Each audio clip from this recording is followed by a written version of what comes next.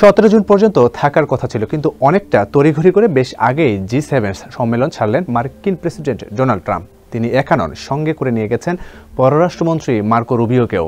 দেশে ফিরে জাতীয় নিরাপত্তা দলের সঙ্গে বৈঠকে বসছেন ট্রাম্প।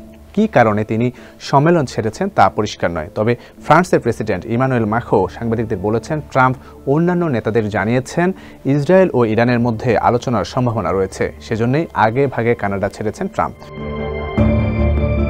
অন্যদিকে ফক্স নিউজের খবরে বলা হয়েছে, ট্রাম্প তার নিরাপত্তা টিমকে জরুরি ভিত্তিতে হোয়াইট হাউসের সিচুয়েশন রুমে যাওয়ার নির্দেশ দিয়েছেন।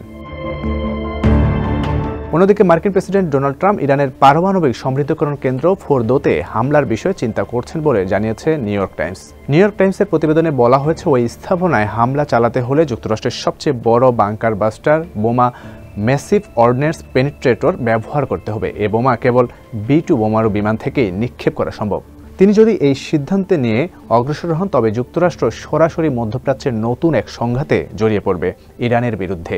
এমন এক যুদ্ধ যেটি ট্রাম্প তার 2 নির্বাচনী প্রচারণাতেই এড়ানোর প্রতিশ্রুতি দিয়েছিলেন। এমনটা লিখেছেন সাংবাদিক ডেভিড ই স্যাঙ্গার ও জোনাথন সোয়ান। সারা বিশ্বের শান্তিপ্রিয় মানুষ একদিকে হলেও G7 নেতারা অন্যদিকেই হাঁটছেন। G7 নেতারা 16 জুন রাতের এক বিবৃতিতে ইসরায়েলের প্রতি পূর্ণ সমর্থন জানিয়ে ইরানকে মধ্যপ্রাচ্যের অস্থিতিশীলতা ও সন্ত্রাসের মূল উৎস হিসেবে চিহ্নিত করেছেন। বিবৃতিতে বলা হয়, আমরা পুনরায় নিশ্চিত করছি আত্মরক্ষার অধিকার ইসরায়েলের আছে। আমরা দেশটির নিরাপত্তার প্রতি আমাদের সমর্থন পুনর্ব্যক্ত করছি। G7 বিবৃতিতে আরও বলা হয়, আমরা স্পষ্ট করে বলছি, ইরান কখনোই পারমাণবিক অস্ত্রের অধিকারী হতে পারে না। তবে ইরান দাবি করে আসছে তারা শান্তিপূর্ণ উদ্দেশ্যে পারমাণবিক প্রযুক্তি চায় এবং এটি তাদের অধিকার। তেহরান জাতিসংঘের পারমাণবিক অস্ত্র বিস্তার রোধ চুক্তি NPTর সদস্য। অন্যদিকে ইসরায়েল NPTর সদস্য নয়, তবে দেশটি মধ্যপ্রাচ্যে একমাত্র রাষ্ট্র হিসেবে গোপনে পারমাণবিক অস্ত্র রাখছে বলে ধারণা করা হয়, যদিও তারা কখনো তা স্বীকার বা অস্বীকার করেননি। ইসরায়েল বলছে তারা প্রতিরোধমূলক হামলা চালিয়েছে যাতে ইরান পারমাণবিক অস্ত্র বানানোর পথে এগোতে না পারে। তবে ইরান বলছে তাদের লক্ষ্য শান্তিপূর্ণ। দেশটির দাবি, হামলায় তাদের 220 জনের বেশি নাগরিক নিহত হয়েছেন, যাদের অনেকেই বেসামরিক। অন্যদিকে ইসরায়েল জানায় তাদের 24 জন বেসামরিক নাগরিক নিহত হয়েছেন পাল্টা আঘাতে। এই পরিস্থিতির মধ্যে মার্কিন প্রেসিডেন্ট ডোনাল্ড ট্রাম্প কানাডায় চলমান G7 সম্মেলন আগে ভাগে ছেড়ে দিয়েছেন। তিনি ওয়াশিংটনে ফিরে জাতীয় নিরাপত্তা দল ও পররাষ্ট্রমন্ত্রী মার্কো রুবিওর সঙ্গে জরুরি বৈঠক করবেন বলে হোয়াইট হাউস জানিয়েছে। ট্রাম্প জানিয়েছেন, ইসরায়েলের হামলার বিষয়ে যুক্তরাষ্ট্র আগে থেকেই জানত এবং তিনি একে চমৎকার পদক্ষেপ বলে মন্তব্য করেছেন। তবে ওয়াশিংটন এখন পর্যন্ত দাবি করছে তারা হামলায় কোনোভাবে জড়িত নয়। তবু যুক্তরাষ্ট্র তেহরানকে হুঁশিয়ারি দিয়েছে যেন তারা অঞ্চলে কোনো মার্কিন স্বার্থ বা জনবলকে লক্ষ্য না করে। G7 বিবৃতিতে বলা হয়, আমরা আশা করি ইরান সংকটের নিষ্পত্তি বৃহত্তর একটি সংঘাত প্রশমন প্রক্রিয়ার অংশ হবে, যার মধ্যে গাজায় একটি যুদ্ধবিরতিও অন্তর্ভুক্ত থাকবে বলে রয়টার্সে উঠে এসেছে। এছাড়া মধ্যপ্রাচ্যের পরিস্থিতির কারণে জ্বালানি বাজারে স্থিতিশীলতা রক্ষা করতে যৌথভাবে কাজ করার ইচ্ছাও জানায় G7। সামাজিক যোগাযোগ মাধ্যমে ট্রুথ সোশ্যালে ইরানিদের অবিলম্বে তেহরান খালি করার হুঁশিয়ারি দিয়ে ট্রাম্প লিখেন, সবাইকে এখনই তেহরান ছাড়তে হবে। তার এই আকস্মিক হুঁশিয়ারি আন্তর্জাতিক মহলে নতুন করে উদ্বেগ তৈরি করেছে।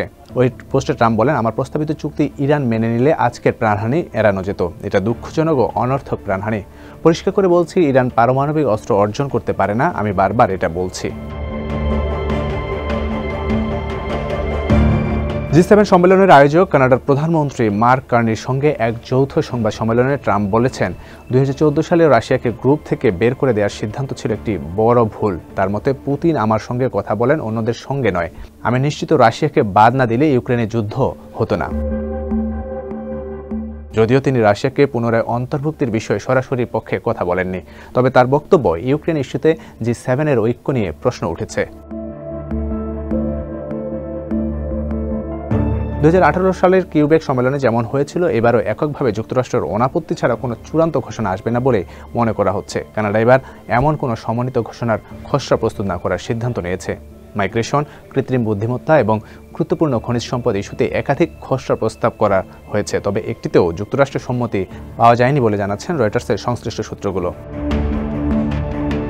এবার সম্মেলনে যুক্তরাষ্ট্র ছাড়াও আমন্ত্রণ জানানো হয়েছিল মেক্সিকো, ভারত, অস্ট্রেলিয়া, দক্ষিণ আফ্রিকা, দক্ষিণ কোরিয়া, ব্রাজিল এবং ইউক্রেনকে।